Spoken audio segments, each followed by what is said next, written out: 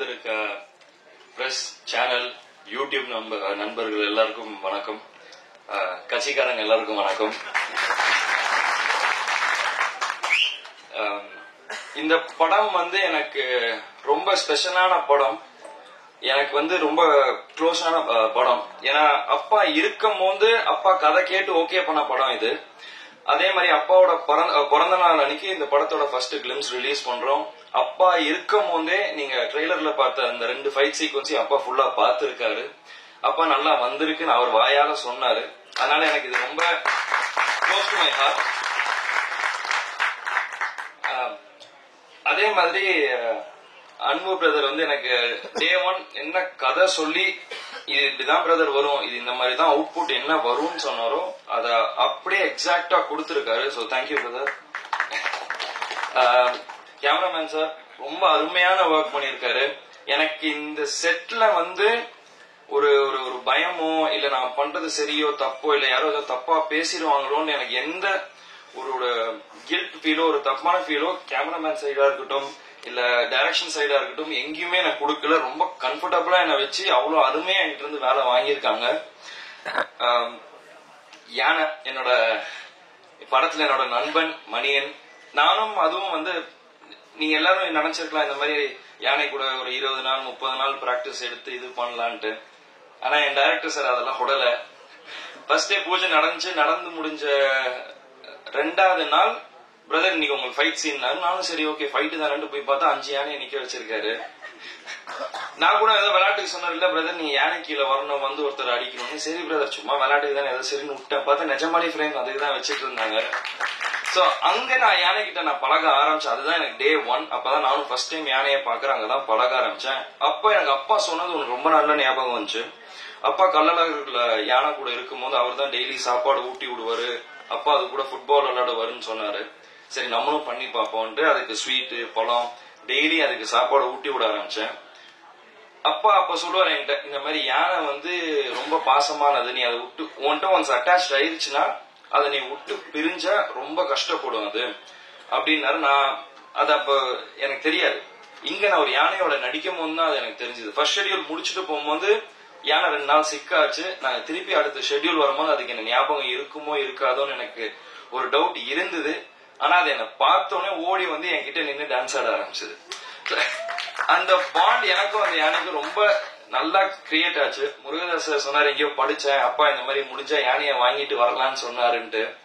அதேதான் நானும் என் டைரக்டர்கிட்ட கேட்டேன், தமிழ்நாட்டுல அலோவ் பண்ணாங்கன்னா சொல்லுங்க, நான் மணியனை கையோட கூட்டிட்டு போறேன் அப்படின்னு. நீங்க படத்துல பார்த்தா தெரியும் எனக்கும் அந்த யானைக்கும் உள்ள பாண்ட் ரொம்ப உண்மையா க்ளோஸா இருக்கும்.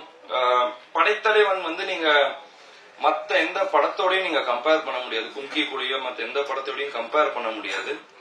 இது கம்ப்ளீட்டா ஒரு டிஃபரெண்டான கதை. ஒரு யானைக்கும் ஒரு அதோட ஃப்ரெண்டுக்கும் இருக்கிற கதை. இது நீங்க எல்லாருமே எப்படி நீங்க ரிலேட் பண்ண முடியும்னா, உங்க எல்லாருக்கு வீட்லயும் ஒரு நாய்க்குட்டி இருக்கலாம், ஒரு பூனை இருக்கலாம்.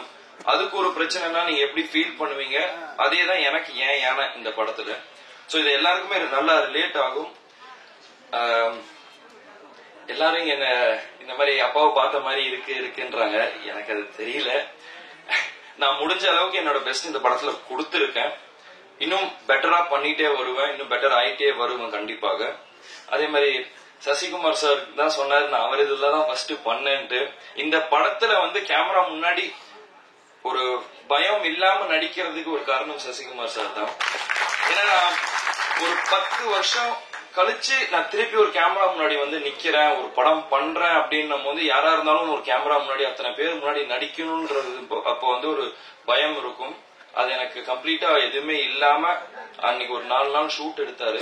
அவர் கொடுத்த கான்பிடன்ட்னாலதான் எனக்கு இந்த படம் நல்லா ஃப்ரீயா பண்ண முடிஞ்சது.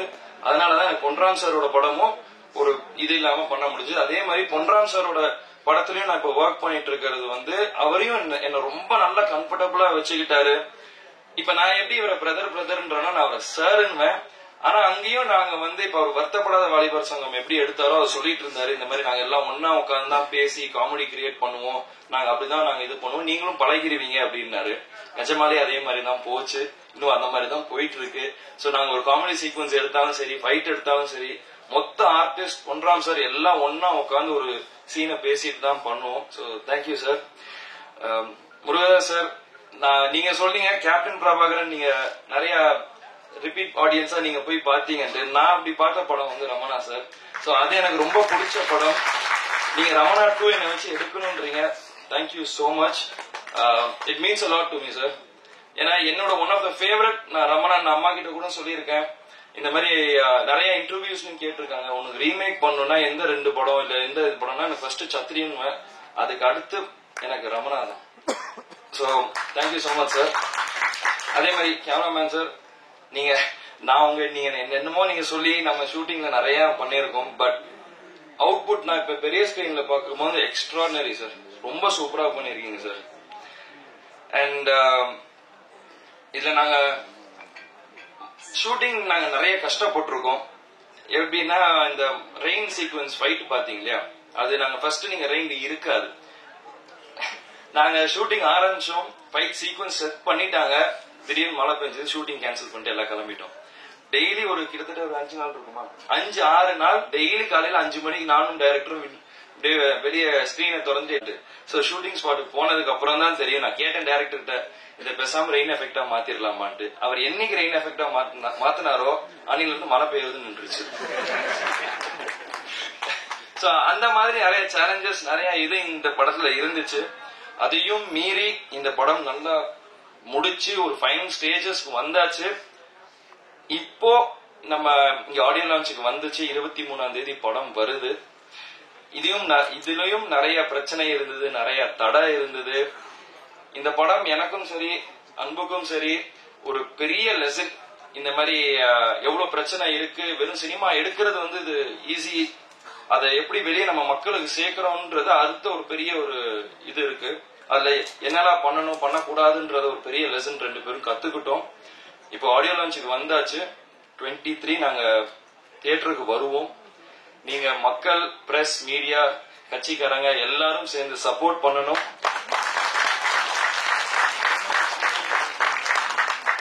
நான் முடிஞ்ச அளவுக்கு நான் பண்ணிருக்கேன். மீண்டும் நான் இன்னும் பெட்டரா வாங்கிட்டே வருவேன். நீங்க எல்லாரும் தியேட்டருக்கு போய் இந்த படத்தை சப்போர்ட் பண்ணுங்க. உங்க எல்லாருக்கும் கண்டிப்பா இந்த படம் பிடிக்கும். இது ஒரு ஃபேமிலி என்டர்டைனரா இருக்கும். நன்றி, வணக்கம். சாரி, அதே மாதிரி அண்ணன் சொன்ன மாதிரி எனக்கு ஒரு பெரிய பாக்கியம். என்னோட ஃபர்ஸ்ட் படத்துல வந்து கார்த்திக் ராஜா சாரோட ஒர்க் பண்ணேன். அதுக்கப்புறம் Ilaiyaraaja sir, next Yuvan Shankar Raja sir. So ராஜா சார்ல இருக்க எல்லா நான் இது சின்ன வயசுல இருக்கும்போது நினைச்சிருக்கேன். ஏன்னா அப்பா சொல்லுவாரு நாங்க ரொம்ப க்ளோஸ். இது எல்லாம் நான் ஃபர்ஸ்ட் படம் பண்ணும் போது கார்த்திக் ராஜா சாரோட பண்ணும் போது என்னோட ஃபர்ஸ்ட் தாட்டே இதுவாதான் இருந்துச்சு.